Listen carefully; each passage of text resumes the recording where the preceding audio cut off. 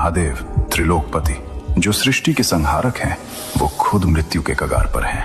पूरा ब्रह्मांड कांप रहा है, देवता घबराए हुए हैं, माँ पार्वती रो रही है, कोई कुछ नहीं कर पा रहा। और तब एक नीली देवी प्रकट होती हैं। उनका रूप भयानक है, लेकिन उनकी आंखों में करुणा है। वे महादेव को अपनी गोद में उठा लेती हैं, बिल्कुल एक छोटे बच्चे की तरह। ये देवी हैं महाविद्या तारा, तारणहार, पार लगाने वाली। लेकिन आप जानते हैं तारा का जन्म कैसे हुआ, क्यों उन्हें नील सरस्वती कहा जाता है? और सबसे बड़ा रहस्य, वो दूध जिसने महादेव को बचाया। 10 महाविद्याओं में तारा सबसे करुणामयी है। जब कोई और रास्ता नहीं बचता, तब तारा माँ आती हैं। आज हम जानेंगे वो कहानी जो शास्त्रों में छुपी है, वो सच्चाई जो बहुत कम लोग जानते हैं। तो बने रहिए, क्योंकि ये यात्रा आपके विश्वास को मजबूत करेगी। दोस्तों, इस कहानी को समझने से पहले हमें जानना होगा 10 महाविद्याओं के बारे में। पुराणों में एक कथा है। एक बार भगवान शिव और माता पार्वती में विवाद हो गया। बात इतनी बढ़ गई कि शिव जी कैलाश छोड़कर जाने लगे। माता पार्वती ने सोचा, नहीं, मैं उन्हें जाने नहीं दूंगी। और तब आदि शक्ति ने अपनी 10 शक्तियां प्रकट की। ये 10 शक्तियां चारों दिशाओं में प्रकट हुई, इतनी भयंकर, इतनी शक्तिशाली कि खुद शिव भी रुक गए। ये हैं 10 महाविद्याएं। काली, समय की देवी, संहार की शक्ति। तारा, तारणहार, करुणा की देवी। त्रिपुर सुंदरी, सौंदर्य और ऐश्वर्य की देवी।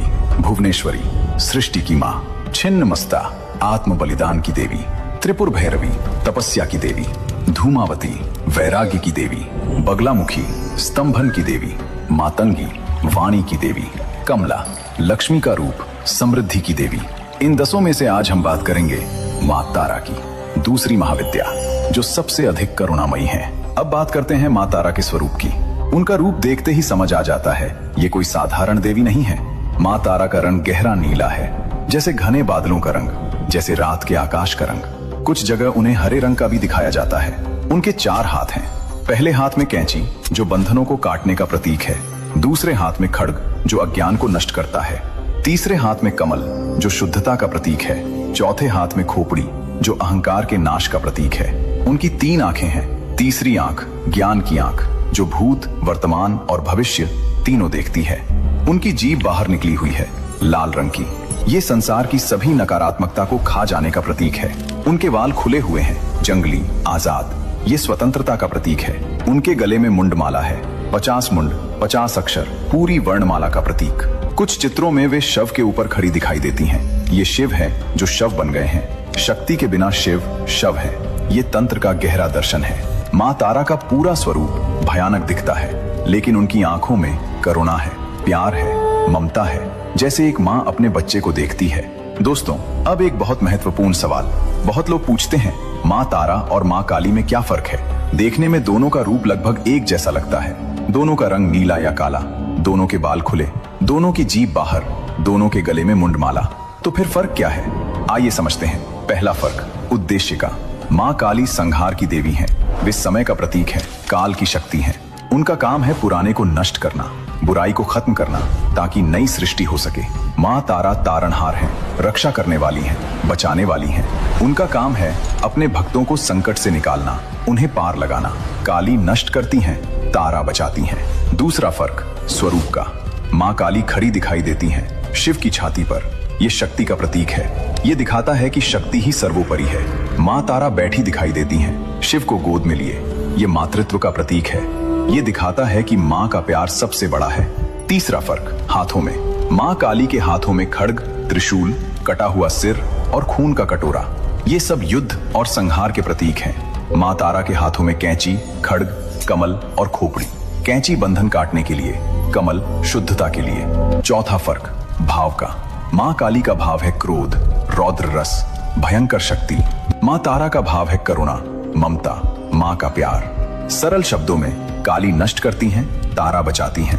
दोनों एक ही माँ के रूप हैं, बस परिस्थिति अलग है। अब शुरू होती है वो कहानी जिसने तारा को महाविद्या बनाया। बहुत पुरानी बात है। देवता और असुर दोनों अमृत चाहते थे। उन्हें पता था कि क्षीर सागर में अमृत छुपा है, लेकिन उसे पाने के लिए समुद्र का मंथन करना होगा। मंदराचल पर्वत को मथानी बनाया, वासुकी नाग को रस्सी बनाया। भगवान विष्णु ने कूर्म अवतार लिया और शुरू हुआ महान समुद्र मंथन।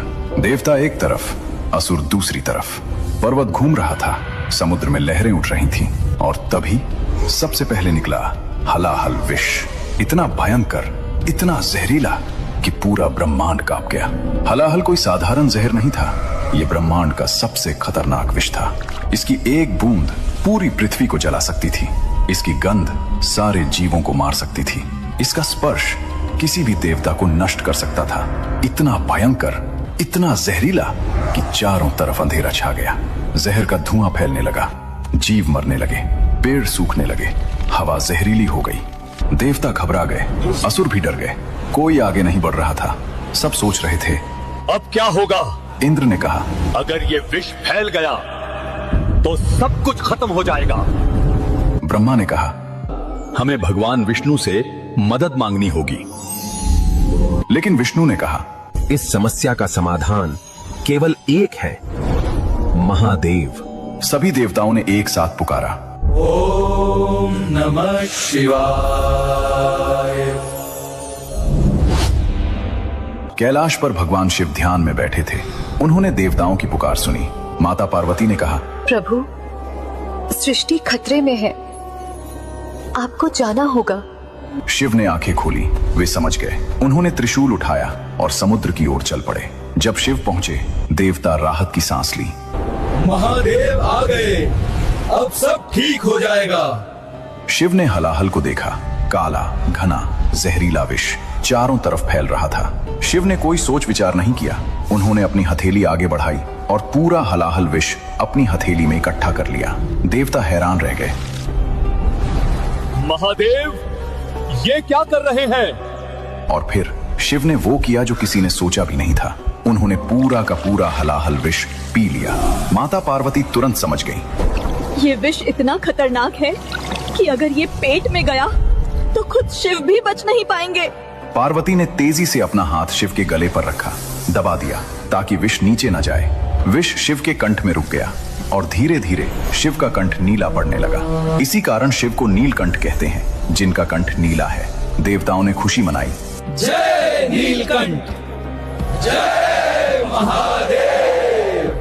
लेकिन मां पार्वती की चिंता बढ़ रही थी, क्योंकि उन्हें पता था विष भले ही रुक गया, लेकिन उसका असर तो हो रहा है। विष इतना तीव्र था कि शिव का पूरा शरीर जलने लगा। गर्मी इतनी थी कि हवा भी गर्म हो गई। शिव को पसीना आने लगा, उनका चेहरा लाल हो गया, उनकी सांसें तेज हो गईं। मां पार्वती घबरा गईं। उन्होंने गंगा को बुलाया। गंगा शिव के सिर पर बहने लगी, लेकिन पानी भाप बनकर उड़ जाता था। मां पार्वती ने चंद्रमा को बुलाया। चंद्रमा शिव के सिर पर आ गए। उनकी शीतल किरणें शिव पर पड़ने लगी, लेकिन कोई असर नहीं।